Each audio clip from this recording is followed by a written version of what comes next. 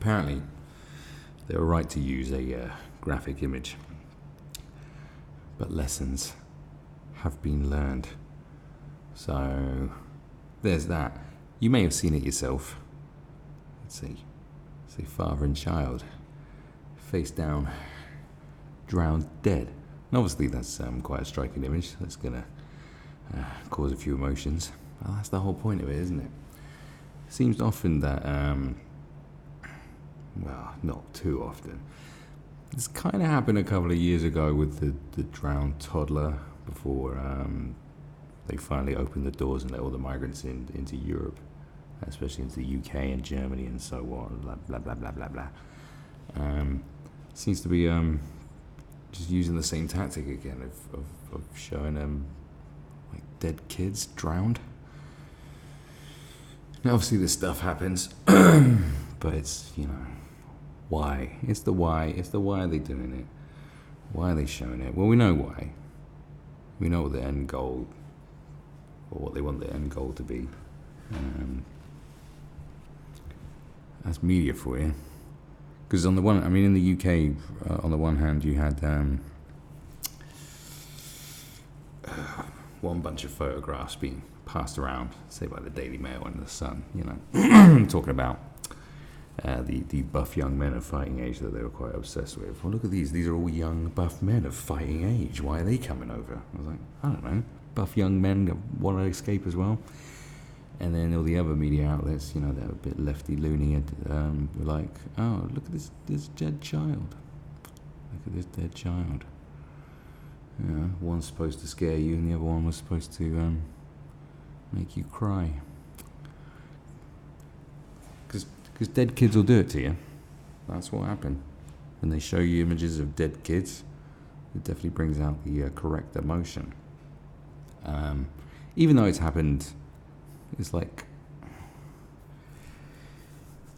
all right, okay, yeah, but what do you want? Like, it's a reason to open the borders up, but it's like, why? Because, or to criticize the regime, to criticize the camps, to criticize the border policy, to say, oh, if the border was open, then they wouldn't have drowned? Like, what? Do you know what I mean? Like, oh, they're out there and drowning and stuff. So saying, what? So what do you want now? Do you want us to send a bus for everybody, or have an airplane waiting, in their country of call that's paid for by the taxpayer that flies them in? I mean, what exactly is it that you are expecting to happen from this? Because it's it's been put forward to cause outrage, that's for sure. But it's a bit strange, but look. So, it is the visual stories that have staying power, a picture editor once wrote. That's right, a picture editor. From time to time, an image condenses a public issue into human form so powerfully that it becomes both messenger and symbol. The latest is last week's photograph of the bodies of Oscar Alberto Martinez Ramirez and his 23-month-old daughter, Angie Valeria, floating face down near the bank of the Rio Grande on the US-Mexico border. The child's arm, draped across the father's neck, emerges from inside his shirt, where presumably he had tried to secure her. It gives the image of potent poignancy, the tenderness, the way he never let her go. You can see the way he protected her, said Rosa Ramirez, his mother in El Salvador, from where Martinez, his wife, Tanya Vanessa Avalos, and their daughter had begun their attempt to reach the US. In death, father and daughter join a small band of people whose personal disasters photographed tell a larger truth. Published, the images spread that truth. Alan Kurdi, lifeless, aged free, in the arms of policemen on the Turkish beach where his body was washed ashore. Yes, that is the child I was referring to. In Europe's migrant crisis of 2015 and 2016, Omran Dagnish, 5, staring through a paste of dust and his blood is the conflict in Syria. Panti Kim Tuk, a running, naked, burned napalm girl, is the Vietnam War. Okay. Yes. When you want people to feel something, throw a dead child on it. I remember listening to there was an interview with the crime writer Linda LaPlante, who said that the one thing she didn't do was when there was a murder story, the victim would never be a child because of the emotion it inflicts. It's kind of a cheap. She said it's in more or less words. It was a cheap tactic to force emotion upon people. You know, children, using children. It's a tactic consistently used. Oh, the children are suffering.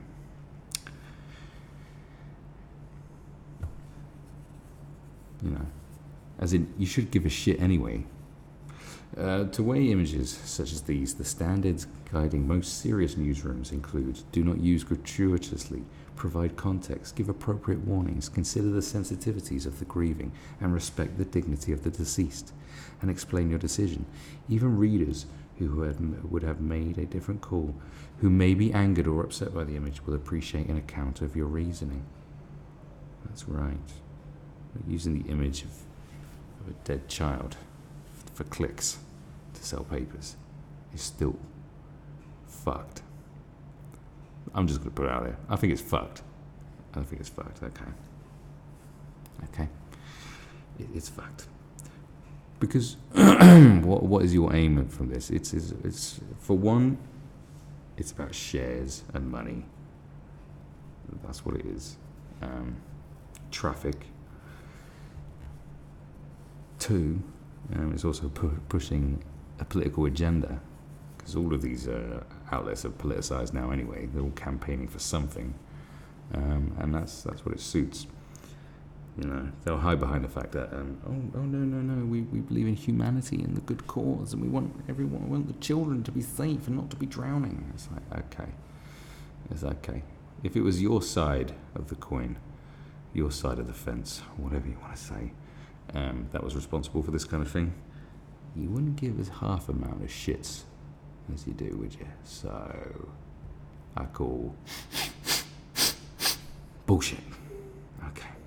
So when the Guardian published the image on digital platforms and in print, dozens of readers disagreed strongly. Some thought it disrespectful, others insensitive, even racist. I don't know how it could be racist. Yeah, I don't know. Anguished emails flowed in. Several readers who endorsed the journalistic imperative nevertheless protested at the way the Guardian handled the image.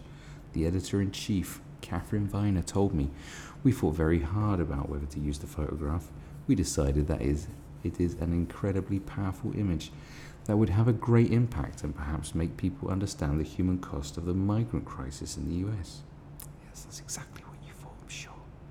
I was struck that one of the Democratic candidates for president said of the picture, "Trump is responsible for these deaths. Our job is to report the news, however shocking, and part of that will sometimes include showing distressing images." Right. We also try to run a contextualizing material alongside such pictures. Here we used a powerful news report as well as a first-person piece from the photographer explaining why she had taken the picture. "Why did you take the picture? You creepy fuck." We used the image very powerfully on the front page of all our sites and on the front page of the next day's newspaper as well. It was a very distressing photograph, and I understand very well why some readers might question our decision to use it. However, I believe that it was such an important image about an important story that it needed to be seen. You did, didn't you? Oh, well done you. Putting images of dead kids to attract attention. Well done you. So virtuous, so noble. How wonderful. When readers clicked through the main news story and photographer's contextualizing account, the warning was useless because it appeared with and under the image. Yes, well, it would be fucking useless, wouldn't it? Thumbnails of the photo appeared in the site's most read and related stories list, draining it of power and solemnity, and making it seem merely facilitative, a cosmetic add-on. Efforts were made to reduce this effect. Oh, okay. Well, thanks for clarifying that. At one stage, an automated advertisement with a wet socks theme accompanied the coverage and was swiftly removed when a reader flagged it. Encountered via the Guardian's Facebook presence, The image initially lacked warning or context. Some reported a similar experience with the Guardian app. What a wonderful app that is. Late in the day, the coverage on the website front was back to the headline with a warning, so readers could choose whether to click and look. Oh, thanks for giving us the choice to look at the dead kid. On the 27th of June, the newspaper's front page carried the image prominently rather than, say, a pointer to it on a page inside. I support the decision to use the image. Sometimes journalism legitimately confronts society with the consequences of what it perhaps prefers to deny or forget. Shock is, sure, effectiveness, less so.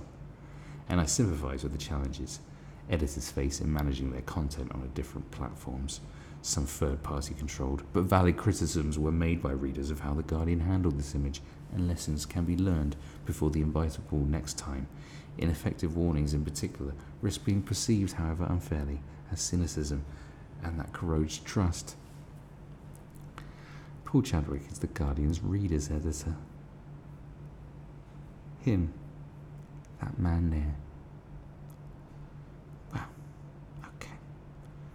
Well, there they are, looking a bit healthier and alive. Maybe you could have just used that photo saying, they're dead. But of course, you know, integrity, staying true to your values, you know, not being sensationalist for the sake of clicks and pushing your narrative and cause. At least, you don't know anything about all that, really. So yeah, it was right to use a graphic image. No, go fuck yourselves.